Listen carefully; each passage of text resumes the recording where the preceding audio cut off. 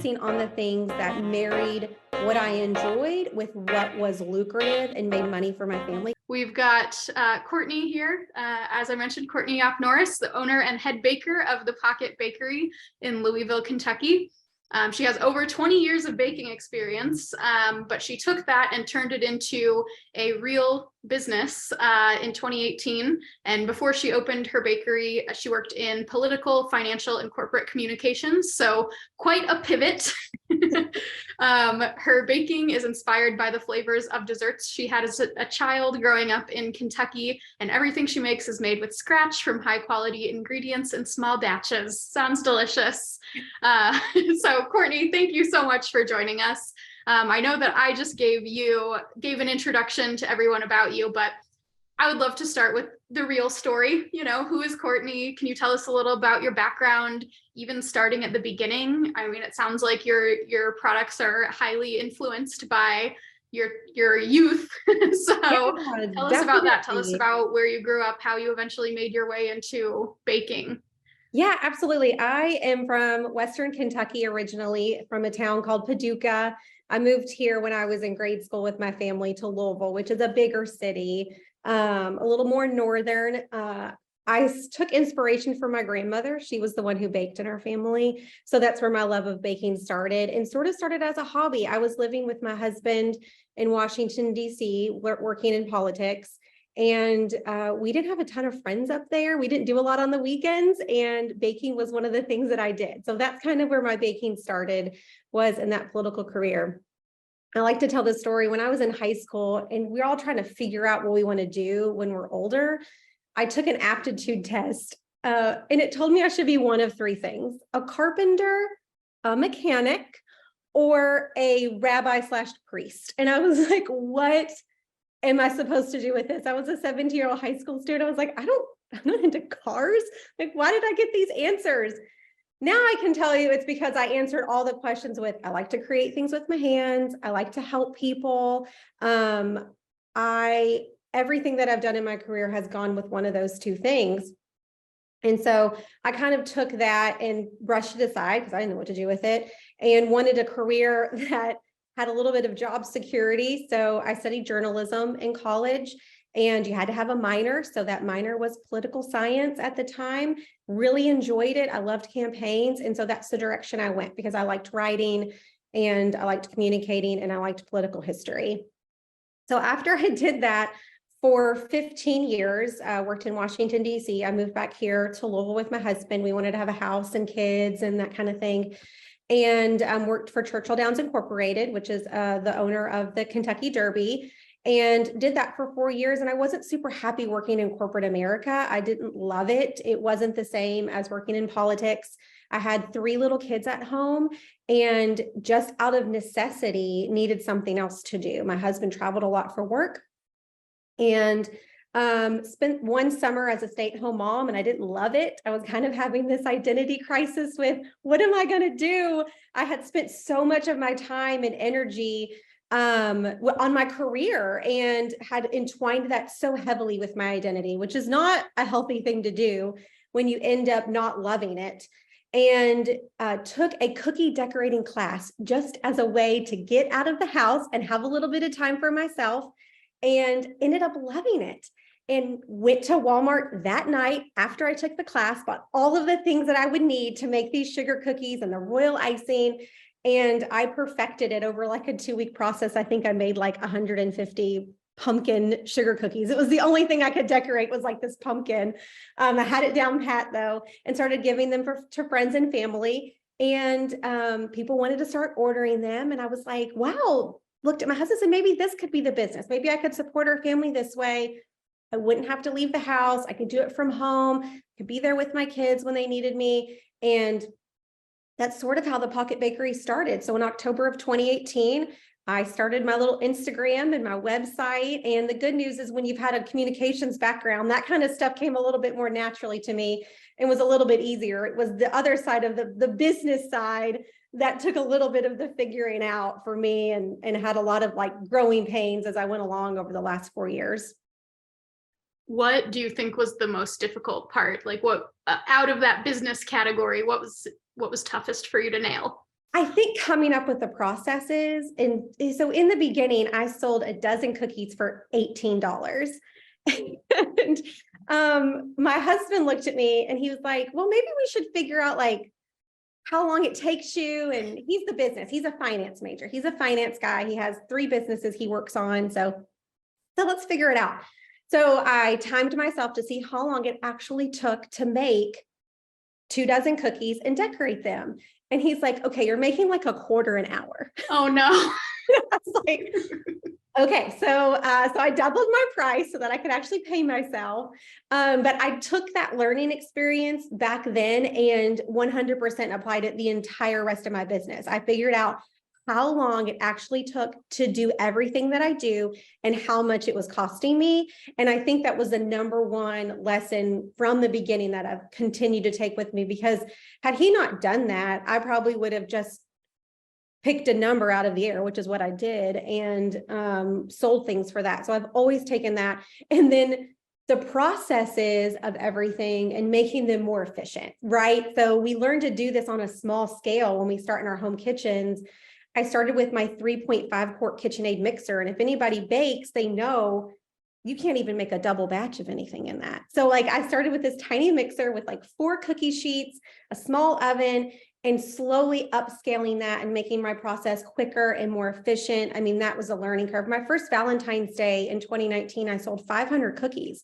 I didn't know that it was going to take me like 12 to 20 hours to bag the things, like to put stickers on everything and bag them and put the cute ribbon in the boxes and folding the box. Like, how do you know if you've never done that before? So I was up for 2 nights in a row. Oh no. Just making my first holiday work. And I take all those lessons that I've taken, and I've like, definitely when I talk to people about their businesses, and I'm like, figure out how long it takes you to dip a cookie or decorate a cookie or bag a cookie, and then make sure when you sell that you have the amount of time that it's going to take to do that. Something that I hear the most often is, I can't keep doing this because I'm not charging enough. So I can't cover my expenses. I can't pay myself. It takes me so long that this could be a full-time job, but I'm not charging enough to make it a full-time job. So definitely a common thread, I think, for a lot of bakers and a lot of food business owners in general. Yeah, absolutely. So you own a food trailer. That is certainly a new avenue of business, right? For a lot of home-based business owners. Would love to know a little bit of the story behind that, and any pivots involved with. Yeah, absolutely. I'll tell you that. So I love to tell this story because it's hard for me. I'll start from the end. Is I'm actually selling my mobile bakery, which if I tear up because I love it, I'm sentimentally attached to this. It was a very romantic idea that I had, that I was going to have this mobile bakery, that I would bring my bakery to the people. They wouldn't have to come into a brick and mortar, because I just wasn't crazy. I wasn't crazy about doing customs, which is the first pivot I made. I started out doing customs and decided I hated doing them. So I went into doing the more holiday sales. And then I was like, instead of a brick and mortar, I'm going to have this mobile bakery. So I went down this path of finding a commercial kitchen and getting the mobile bakery. We found a builder and we got it built. Picked it up November of 2021, November 1st of 2021, and operated it for a full year. And what I like to tell people is it wasn't a bad business idea. It really wasn't. It just was, I already had so much business, and I was adding basically another arm of business with no support on the back end of it. So, right, my direct to client business was going really well. My wholesale business was going really well. I teach cookie decorating classes. They were going really well. I loved it. And I thought, oh, let's just add this other thing on without any sort of help on the back end, without anybody to like, come help me bake for it or actually operate it on the weekends. So it's not a terrible business idea. It just, I didn't have the support for it. I didn't have somebody helping me market it. So if that was the only thing you did was operate a mobile bakery, it's a beautiful idea. My problem was I was adding a new business onto an already existing business without having the knowledge of, oh, silly, like it sounds so simple now, but at the time I just thought, oh, this will be great. Like we can just take it to people. So that was one terrible, like not terrible, but that was one learning lesson with it. The second learning lesson was, I call it the bookstore analogy, where people go into a bookstore and they look at the books and then they go home and just buy it online. And so like the demise of the actual brick and mortar bookstore is coming, I think a lot of times because people are buying it online. And that's sort of what happened to me was people would come to the bakery, the mobile bakery at events, and they would just gush about how cute it was and they loved it and they loved the product and they'd buy a cookie or two. But then they would just find me online and then either mass order for an event or order from some of my pre-sales. So it was a great marketing tool. And I got a ton of new business from it the last year, but it was a super expensive marketing tool because it really wasn't making money on its own. And I also didn't have the time to do the things you probably should do to get the private events like the weddings and the birthday parties by going to wedding shows or trying to make contacts with corporate event planners or other event planners. I just physically didn't have the time. I was just trying to go up the 2 first rungs of my ladder of getting orders and making the orders. And then all the other stuff you do for small business, I just really didn't have the time for it. So I would love to go back to it. One day I would love for it to be there and be a great business, but my other business just took off also in 2021. I really wasn't expecting the amount of business that I had, direct sales and wholesale, to take off the way it did as well. So I was kind of keeping my head above water with that growth that I didn't have time for the other one. So it's not bad. It's hard to admit that it didn't work and that I didn't do it the right way. It's not a bad idea. It's just not one that I could execute accurately with the staff and on the back end. So yeah. Having that support, you sounded like you had a lot of things being juggled, definitely. So you talk about shutting down the trailer. How has cutting down those offerings, because you do wholesale, you do direct to consumer, you did like so many things. How has cutting down those offerings actually helped you to grow? Can you give an example? I think for 2022, my word when I started the year, it was focus. I feel like with 2020 was kind of like the weird year where I didn't do customs. And then all of a sudden in 2020, I had to do them because I had to keep my business afloat. So I was pretty much taking whatever order I could to make sure my business lasted. And so that was kind of like, I had to go back when 2021 and 2022 came, when we kind of had a little bit more normalcy to what I really wanted my business to look like, and focusing on the things that married what I enjoyed with what was lucrative and made money for my family. Because at the end of the day, I love baking, and this is definitely a passion of mine. But if I don't make money and I can't support my family, all of the time I spend away with them just makes me feel like it was not worth it, right? Like at the end of the day, it has to make sense. So that, if I can't see my kids or I'm missing a project to be able to make money for the family, that I'm bringing home something at the end of the day. So when I keep my focus on both of those things, it works really, really well, which is why I don't do custom orders anymore. They stress me out. I spend way too much time. I'm too detail oriented. I have tons of friends here in Louisville who have figured it out and love doing it. And I'm more than happy to recommend any of them for those orders. I love doing holidays. I love doing the mass production of sales. I do a ton of logo cookies, like the 400 and 500 orders. I love doing dessert catering. So I have a lot of catering partners who do weddings and things, but they don't want to do the dessert. So I do that. And then the cookie decorating classes I love, because it kind of goes back to, I love helping people and doing things with my hands. And I love teaching that to others. So focusing on those that I know make money for my family, are worth my time, and I also enjoy doing. Now, there's definitely times where I do things that I don't enjoy that make money, right? It's all a job. There's parts of our job we don't like, and we end up doing that, but really staying focused on those things and not trying to be a one size fit all for everybody that comes to you for an order. It took a long time in the beginning when you're trying to grow your business. You say yes to a ton of stuff, to everything, right? Because you're just trying to get those clients and customers.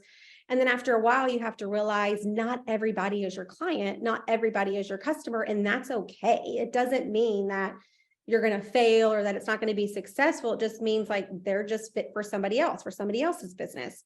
And that took a lot. That was really hard. It's still hard for me to say no to some opportunities, but I have to think like, is this a good opportunity or a great opportunity? And if I say yes to this, I have to say no to something else. So definitely picking and choosing with what works. So focus was my word for 2022. And I think that definitely helped my business grow and in the long run. Yeah. Yeah. Did you, well, first, let me remind everybody, if you guys have questions for Courtney, drop them in the Q&A button. Well, you can put them in the chat, but they might get lost. So Q&A is the best place to drop them. So I know I mentioned a little bit earlier, you're doing direct to consumer and wholesale. How did you decide that those were the right paths for you? Obviously, you found out that the food trailer was not the right path just by doing it, but how did you even get connected to be able to do wholesale, and how did you decide that that was right for you? Yeah. So it's kind of like I consistently go back to my numbers, not only with it doesn't make financial sense for me to do with how much I can produce. And I will say having my commercial kitchen now has helped me immensely be able to cut down the process time. So I can make more in the same amount of time that I was. So that's why wholesale started to make sense, because if I'm already making, you know, this certain menu, and I actually have like a menu that I provide to dessert caterers or to caterers for dessert, so that I'm making the same things and not a ton of one-off things. So wholesale makes sense if you're making the same thing. Like I'm already making 50 oatmeal cream pies. It's really not that much harder for me to make 100 or 150. And so that kind of slowly came. I will say what's funny is I did an event in 2019. Like a little pop-up with my little cookies, and I had them there. It was a derby event, and I thought it was gonna be really great. And I sold like $50. Like I sold nothing. Like I thought it was gonna be so great. It was freezing. It was outside. I was super cold. I was so mad when I went home. I had to like, lug everything to my car and lug it there and set it all up. And I decorated for 4 days straight to make sure I had enough. And I sold like $50. All right. It was terrible. But at that event, I met a couple who were their caterers for the event as well. And they absolutely loved my desserts. They loved my cookies. I gave them some. They are some of my best friends today. I still work with them on a weekly basis.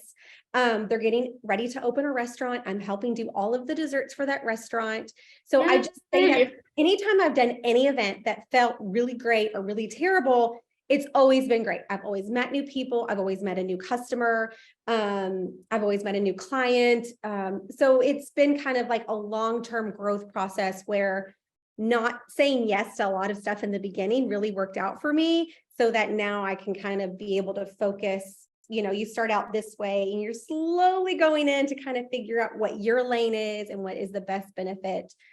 So that's kind of for me what made sense for me, where custom cookies took me too long, and that's where my numbers made a big sense. So like if you have a small business and you're trying to figure out if it's going to work for you or not, it's all about your numbers. It's how long it takes you to do something, how much it costs for you to do it, making sure what your fixed costs are versus your fluctuating costs, right? Like if you do 100 cookies, obviously your ingredient costs are going to be more in your packaging and the labor and that kind of thing. So my husband's very helpful with that. He's my business manager and the finance guy, and I've learned a ton from him about that. But I always go back to the numbers 100%. And it's hard when you're in a creative business, because I want to do the things that are super cute and sometimes do not make financial sense for me to make or sell. And that's really hard, because I had to get away from, a lot of that kind of like cuter stuff and more creative stuff that I want to do.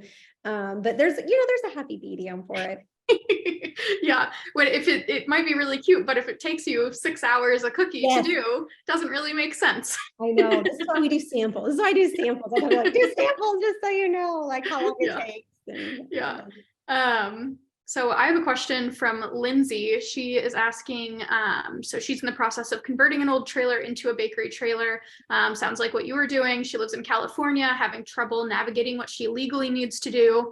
Obviously, you do not live in California, so you can't speak to that, but any words of wisdom on how you found the information that you needed to find to do it all legally?